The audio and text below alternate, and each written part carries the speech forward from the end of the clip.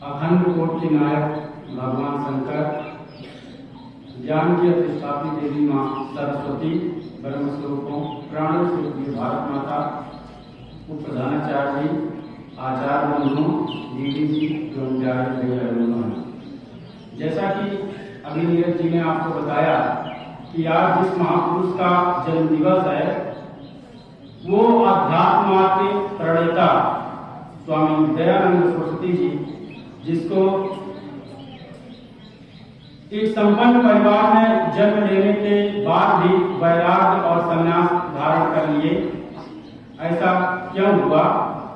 तो इनका जन्म अभी बताया कि 12 फरवरी, लेकिन चूंकि हिंदी में और ईसा से पूर्व का थोड़ा सा उसमें अंतर आ जाता है, तो इसलिए 1824 में फाल्गुन मास के कृष्ण पक्ष के 10वीं को गुजरात के काठियावाड़ जिले में हुआ था।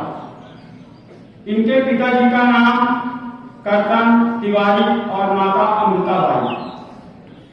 ये बचपन से ही इनका जो मन था वो सन्यासी जीवन में लगा, इसलिए इन्होंने जो है गुरु के आशीर्वाद से सन्यास ग्रहण कर लिया और ये वेद पुराण संस्कृति के बारे में अधिक पढ़े लिखे, इसलिए इन्होंने कहा वेदों की ओर लौटो। मुंबई में इन्होंने आर्य समाज की स्थापना किया और उनकी पुस्तक प्रसिद्ध सत्यार्थ प्रकाश, जो सत्य पर प्रकाश डालता है, ये बचपन से ही छुआछूत, गरीबी, अशिक्षा, बीमारी आदि को मिटाने के लिए उन्होंने एक लंबी यात्रा किया और उस यात्रा में कई मठ गए। यहाँ तक कि आप जानते हैं जो कुंभ लगा हुआ है प्रयागराज में, ऐसा ही कुंभ हरिद्वार में भी लगा था। वहाँ पे आप जानते हैं कुंभ में बहुत सारे लाखों करोड़ों लोग आते हैं जो सामाजिक समरसता के प्रतीक होते हैं। हिंदू संस्कृति में छुआछूत, भेदभाव, जात पात का इतना आडंबर प्राचीन काल से ही प्रचलन में था। उसी को मिटाने के लिए इन्होंने एक अच्छा स्थान जो कुंभ होता है, आज भी आप देखते होंगे लाखों साधु सन्यासी, कई अखाड़ा छुआछूत को मिटाने के लिए, जो भारतीय संस्कृति को नाश करने के लिए विदेशी आक्रांताओं ने जिस भी समय हमारे देश में आक्रमण किया, मात्र उनका एक लक्ष्य हिंदू धर्म को, हिंदू संस्कृति को मिटाने के लिए, भारतीय संस्कृति को मिटाने के लिए लगे रहे। लेकिन क्या बात है कि हमारी जो संस्कृति है हमारे मन में, मस्तिष्क में, हमारे प्राण में ऐसा वो समा गया है कि कितने भी आक्रांता आए और चले गए उसको लेकिन मिटा नहीं पाए और ना मिटा पाएंगे, क्योंकि सनातन ऐसा धर्म है जो सदियों से चला आ रहा धर्म है और उसको जब जब जो मिटाने का कोशिश किया वो स्वयं मिट गया। वर्तमान में आप देख रहे हैं तमाम लोग मिटाने के लिए लगे हुए हैं, यहाँ तक कि विदेशी लोग भी बहुत जोर शोर से लगे हुए हैं। लेकिन 50 से 60 करोड़ अपना जो प्रयाग कुंभ चल रहा उसमें सब जो है स्नान कर चुके हैं और पता नहीं कितने अभी स्नान करेंगे। लगभग 100 करोड़ की हमारी जो हिंदू संस्कृति है पूरे देश विदेश में फैली है।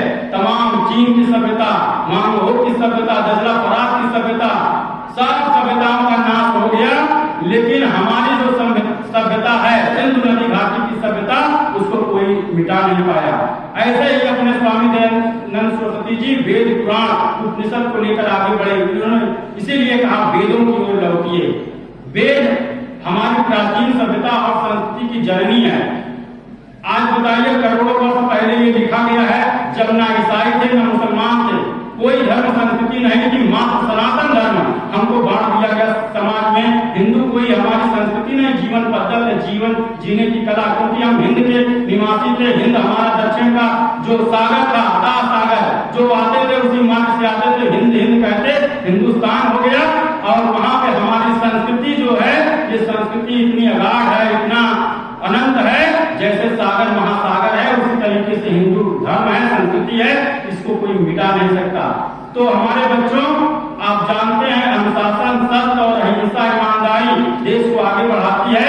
तो यही प्रण लेकर हमको कुछ न कुछ अपने महापुरुषों से सीखना है और सीखते रहेंगे, क्योंकि हमारा जो भारत है ना, वो संस्कृतियों सभ्यताओं का देश है और यहाँ पे इतने धर्म, इतनी संस्कृति, इतने पूजा पाठ है, इतनी पद्धति है, इतने त्योहार हैं कि यह देश त्योहारों का देश कहा जाता है।